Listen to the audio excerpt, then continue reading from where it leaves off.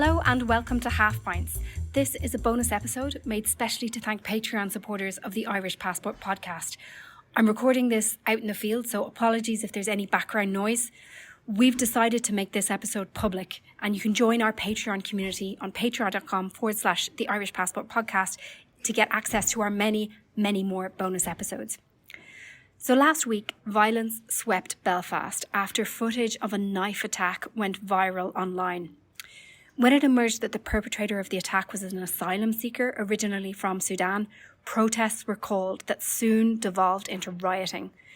Gangs of young men launched what was, in effect, a racist pogrom, setting up checkpoints at which non-white people were asked to produce ID, burning out cars, and burning down the homes of people who were suspected to be migrants.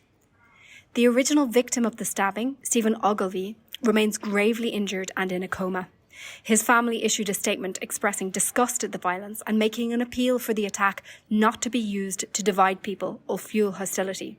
That didn't stop this becoming a cause célèbre of the far right online internationally. Longtime listener James sent us a clip of a familiar voice from the podcast. Matthew O'Toole was a former Downing Street official when he spoke to us in the aftermath of the Brexit referendum, giving an inside perspective on how Northern Ireland had been neglected during the campaign. Since 2022, he's been an elected representative in the Stormont Assembly with the moderate Irish nationalist SDLP party. In the wake of the violence in Belfast, he gave an impassioned address to the Assembly, calling for action after he found himself sheltering families who were fleeing their burning homes in his constituency office. A 9-year-old boy was in the back of my car trying to talk to him with his parents, trying to imagine how that would feel for my nearly 9-year-old boy to be got up out of their bed at night by people trying to burn your house down. People trying to burn your house down. I drove past his primary school and he asked his mum whether he could go to school. He was going to go to school the next day because he said he loved school and he'd been awarded Pupil of the Week. Talk about legitimate concerns. Communities have legitimate concerns. I have legitimate concerns when I have to drive children in the back of my car to a safe place because someone's tried to burn their house down. That's my legitimate concern. I have legitimate concerns when our entire society is shut down because of AI-generated graphics, when small businesses have to shut, workers have to lose wages, schools have to close. Those are my legitimate concerns. And I have a legitimate concern when we come here today to debate this and we don't have ministers to make a statement about it. The First and Deputy First Minister should be here. We should be hearing how these people are going to be housed because they are still homeless. And despite the myths, these are people on skilled visas, so they can't go to the housing executive in many cases. I want to know how we're going to de-radicalise these communities and protect them over the summer. There's a range of things I want to hear, but I only have 3 minutes. We should be talking about all this today. The First and Deputy First Minister should be here. This is an emergency. What happened in Belfast and our region last week. Matthew O'Toole only had 3 minutes to make his point in Stormont. So I thought I'd call him to hear a full account of what happened in Belfast, the root causes, and the troubling historical echoes in a place where Catholics and at times Protestants were burnt out of their homes en masse at the outbreak of the Troubles in the 1960s. Let's hear from Matthew. What happened last week in Belfast was that there was an horrific attack that was publicised, and then there was a huge reaction which was leapt on very quickly by the online far right. They announced a series of protests on Tuesday evening last, so just about a week ago. They went viral. What then happened is those protests, in some cases, in many cases, quickly turned towards violence. And there was violence across different parts of Belfast. And then that violence, which included things like burning buses and the usual kinds of things people have seen in disorder on streets, including in the past in Belfast, the not too distant past, that quickly escalated into going round and attacking people of colour, people who are either from migrant backgrounds or simply did not have white skin. And in some cases it escalated up to and including burning them out of their houses, harassing them, organising checkpoints at which people were stopped, and if they appeared to be, as I say, migrant or non-white, they were asked for ID. It escalated to the extent that late on Tuesday evening, I got a phone call from a colleague of mine, a councillor, Donald Lyons, here in South Belfast, who said that he had encountered a group of people. So these were probably a few dozen people from South Asian backgrounds, young families largely, who had been forced out of their apartment block because it hadn't been completely burnt down, but it was on fire. The building itself was rescued, but they were evacuated by the fire service. They didn't have anywhere to go. It was raining. So they needed somewhere to shelter. So the closest place we could get access to was my constituency office. So they brought them to my constituency office. We brought some blankets. Had, I don't know, 20 or 30 people at one point sheltering in my constituency office while we figured out where we could bring them, as in where it was going to be a safe space. We were aware the council was going to be standing up a safe space, shelter effectively for families who were put out of their homes. So we had them in my office for a couple of hours, made people tea and toast, got them blankets. At one point, I had to go back home to my house to get nappies because there's a 1-year-old baby who didn't have any more nappies and needed to be changed. And I have a 1-year-old myself, so I had to go and retrieve nappies from my own house for that baby. Eventually, we established where the council-run safe place was going to be, and we drove them there because the council wasn't able to put up a bus. I don't know why, but we had to drive them in convoy to a different part of Belfast. And obviously, at this stage, there was still violence in the streets, and we knew dozens of people had been put out of their houses, so we had to drive them from my office up to this council-run safe place. And yeah, I mean, really, when you're experiencing something like that, first of all, it seems quite unreal that violence like this, and this is a kind of it's a combination of 21st century viral online hate being used, the tools of the 21st century, but some of the same techniques that people have become accustomed to, sadly, in Belfast, in previous bits of our history. Of course, in the 60s and 70s, in the early part of the Troubles, when there were mass expulsions, but also in the 1920s, and even earlier than that, when there was a kind of pogrom-like violence, really, at the start of after partition. So it was a very, very surreal, but also chilling evening. You mentioned recently in the assembly about a discussion or a brief conversation you had with a 9-year-old. When I was driving, the family that I drove in my car from my office was a couple, a mum and dad, who were, young, like younger than me, I would say, in their maybe early 30s, and their son. He was a 9-year-old boy, and he was in those situations, as people will be aware, in extreme situations that happen in life. Often you try to make small talk to either put the person you're with at ease or to try and get through what is a very difficult situation for people. And I was chatting to this very, sweet 9-year-old kid who was in the back of my car, but this was at 1 a.m, and he was in pajamas. He had been got out of bed because his apartment was on fire where he lived. And he'd obviously lived here for some time, and I'm not, he may have been born here, I'm not actually sure, but certainly his parents were here legally and contributing on skilled visas, by the way, not they weren't asylum seekers, not that asylum seekers deserve any kind of ill treatment, and indeed we welcome them in our city, but there's been lots of misinformation about the immigration status of individuals. This happened to have been a group of families who were all here legally and in large part on skilled visas. But as I said, we were driving past. We happened to be driving past this little boy's primary school, and he knew where the primary school was, and he wanted to chat about it, and he asked his mum whether he could go to school tomorrow. He talked about the fact that he loved science, and he'd recently been named Pupil of the Week. And I mean, it was particularly affecting for me because I have a son the same age who is chatty and likes talking about his life in his school. And any parent in that situation will automatically make the link between their own children and the most precious thing, which is the safety and security of your child, and this child who has been placed in immense peril by racists, basically. And it's an extraordinary thing. And I'm just thinking about how difficult that is for a parent to be in a situation. They didn't know me. I mean, I'm an elected representative, but they might not have, we unfortunately had to get to know one another in very unusual circumstances, but they had to trust that, we were going to get them to safety.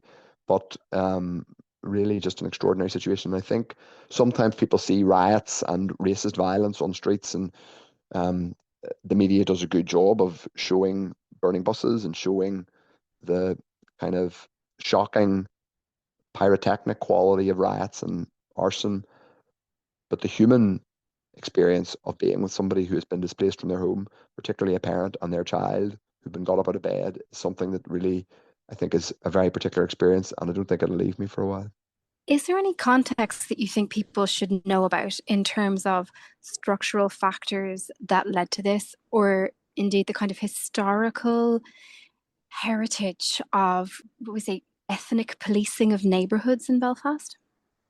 Yes, there is. I think really what we've seen, sadly, is a collision of the global and the technological factors, which are creating hate and creating both online and offline demonstrations of racism.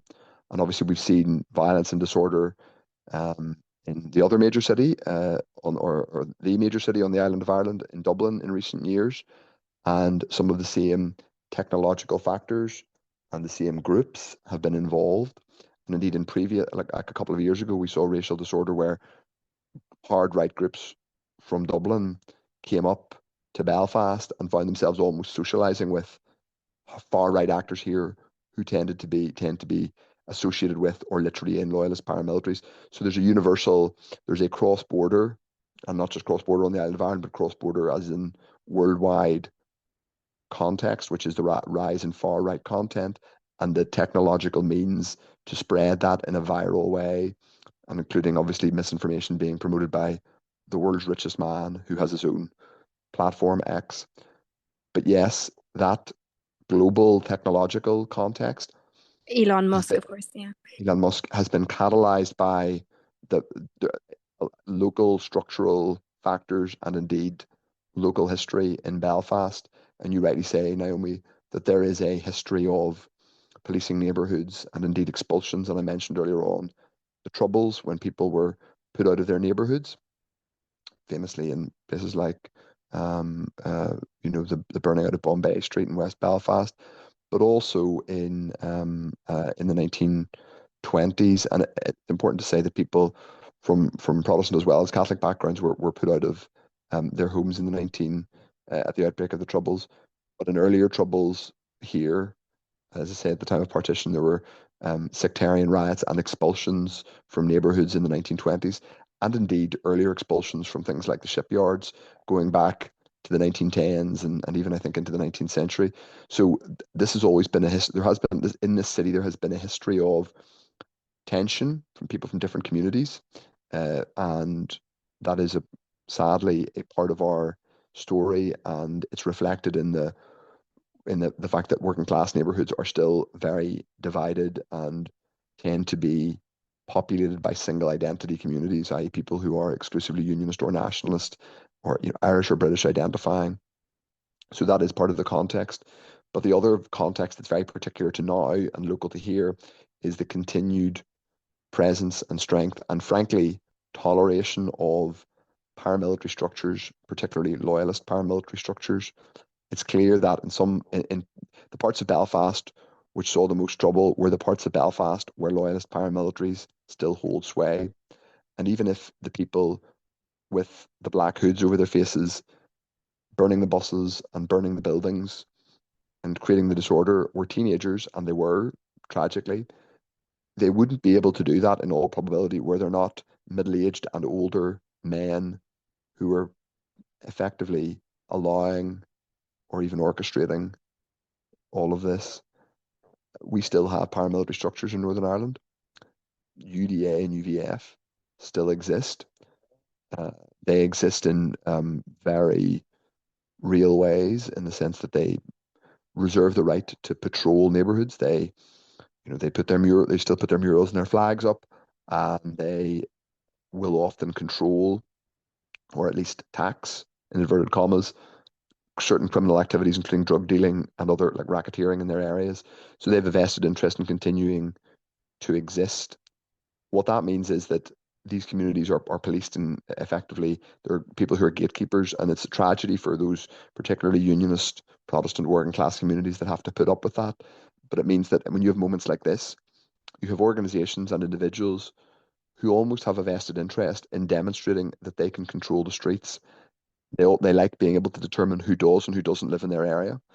They like to be able to say, well, we to demand locals only, as they would put it, which is a horrible phrase, but you know, they reserve the right to themselves to dictate who lives in their areas as they would see it.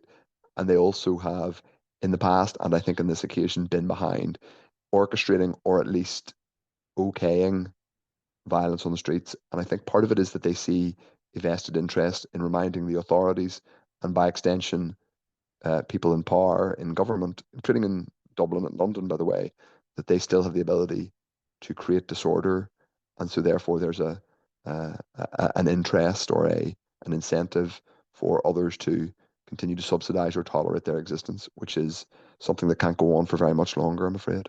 Could you tell me anything more about what we know about the perpetrators? You mentioned a need for de-radicalization. There have been some people who have been charged, and I think it's clear that there's lots of young people who are literally responsible for the burning of buses, the literal arson and disorder, and setting up of the checkpoints, and harassing and inflicting trauma, frankly, on people of color. Uh, there's a bigger, deeper question, which is who controlled and facilitated this? Because I don't think anybody believes that in areas that are controlled by organizations like the UVF, which for your listeners who aren't kind of don't know the history of these organizations, it's the Ulster Volunteer Force and another entity called the Ulster Defence Association, which are paramilitary, or if you prefer, terrorist organizations, which still exist 30 years after the peace agreement. They clearly, in my view, and I think the view of most serious people, had some role in facilitating or even organizing some of this disorder. It couldn't happen. It simply couldn't happen in these neighborhoods without them facilitating it or okaying it to some extent. These are So pro-British groups. pro-British groups, pro-British in the sense that they want Northern Ireland to remain part of the UK. But it's important to say, no way are they representative of people who are pro-British, identify as British, and support Northern Ireland being in the UK. That it's not they're not in any way a representative sample at all, but they do reserve the right to retain control over these communities, and it's pretty toxic. But it's also true to say that there's unfortunately has been an incentive in the past for government, both devolved government here in Northern Ireland now, and both the Irish and British governments to continue to find ways to tolerate the continuation of these organizations. People might not believe that, but yes, the Irish and the British governments have funded community groups which have links to the UDA and UVF. It's not completely explicit. There's a degree of kind of plausible deniability. People don't say, "Hello, I am Mr. X from the UVF. Will you give me some money to stop me, blowing things up and shooting people?" It's not quite that brazen or straightforward, but there are, and I won't name lots of them, but people can go away and do their own homework if they're interested afterwards. There are innumerable examples of organizations which employ people who are known to still be active paramilitaries, i.e., involved with the UDA and UVF. So they have power over people in these neighborhoods, from the low level thing of ensuring paramilitary flags are flown and curbstones are painted the right colours, all the way up to potentially controlling the drug trade and racketeering, and indeed organising or facilitating these riots. They still exist, and they have in the past had community development groups linked, where they're not explicitly linked to the illegal organizations, but persons can be a community worker by day and receive funding, sometimes from the Irish government or British government through different means, or indeed the local executive. But then by night they revert to being a local paramilitary commander, and there have been some fairly brazen examples of that. And it's created this moral hazard, which has helped to just create the situation where these neighborhoods are run by these groups still in 2026, 30 years after the peace. And there seems to be some kind of synchronicity between kind of extreme pro-British paramilitary groups and right-wing anti-immigration ideology as well. There is, I think it's important to say, for people who will be aware of the traditional binary of identities in Northern Ireland, it's not straight. It's important to say people who are unionists or loyalists are not inherently more likely to be racist or far right. It's really important to say that. And there are many racist people, sadly, from all backgrounds, including people who are, Irish identifying, Catholic, whatever, nationalist. But it is true to say that in an organised sense, loyalist paramilitaries going way back to the 70s, 80s, and 90s have an affinity and an allegiance at times to hard right British ideology. I mean, that was true if you go back to the era of the Troubles. People like Johnny Adair were associated with neo-Nazi groups um, in the UK. So some of those links do still exist. They have tended to be exclusionary and hostile to newcomer communities. And one of the things they've done is, at a low level, retain the right to almost operate as a housing agency, believe it or not, in certain districts where you hear reports about estate agents who are trying to let property in parts of Belfast, having to engage with representatives of these organisations who will arrogate to themselves the right to say yes or no to a particular individual renting a property, which is extraordinary and shocking in 2026. But that power can extend to them saying, well, we're going to facilitate or indulge or even or incite or act, although a lot of the inciting was done by Mr. Musk and others online, or actively facilitate or operationalize some of these riots, in part because, and this is me giving my view, it's a helpful reminder to the authorities, including the governments, who, as I say, fund these people, and the police, that we control these neighbourhoods and we are able to create chaos whenever it suits us. Okay, final question. The victims of this violence, can you tell us a little bit more about them? Has Belfast become more diverse? Is it people coming in to work in the health service? Who kind of got caught up in this? The answer is yes, it has become more diverse. I think it's worth saying, first of all, for the record, and because this all started with an attack on a man in North Belfast, a man named Stephen Ogilvie, and his family have been quite clear that they utterly disavow and condemn violence carried out in his name. So he's the first victim of this episode, and my thoughts are with him as he recovers. He is very, very serious and life-changing injuries. The victims of the race-based violence, the pogroms, frankly, are basically people of colour. Many of them are migrants, but I would say people, and I know there's people who have been here for years, indeed people who are born here but happen not to be white, are unsettled and nervous in Belfast. And I don't want people to think, who, by the way, are thinking of coming to Belfast. You've been to Belfast many times, Naomi. Others when they're visiting Ireland will want to come to what is the island of Ireland's second city and an amazing place to visit. Don't be discouraged from thinking that this is a great place to visit, but there are a small number of people who, sadly, as there are in many cities, are racist thugs, and they acted last week. Their victims were, as I say, included people who were migrants and people from a range of different migrant backgrounds, i.e. people who are asylum seekers, who are claims being processed at the minute.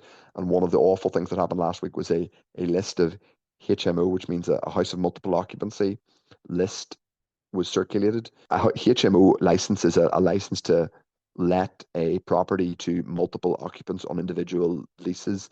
It's associated with migrant accommodation of different kinds, but also students and just short-term accommodation. And that list put real people, including where my constituency office is in inner South Belfast near Queen's University, put people in real danger. So the answer is the victims are people from different types of migrants, and that gives the lie to the idea that this was a coherent or thought through response. It wasn't even a coherent or thought through racist response, because it didn't differentiate between people with different status. There were people who were here on skilled visas, including many people working in the health service, and no individual is any less deserving of sympathy or any more innocent. No one should be attacked because of their skin color. It is, however, particularly grotesquely ironic to think that people who work in the health service, and without whom there basically wouldn't have a public health service here, were attacked. It's frankly just, it's kind of beyond words. Matthew O'Toole, thank you so much. Thanks so much to Matthew O'Toole, and thank you for listening. This was a bonus episode made specially to thank our Patreon supporters. To get access to our full collection, log on to patreon.com/The Irish Passport. Slán for now.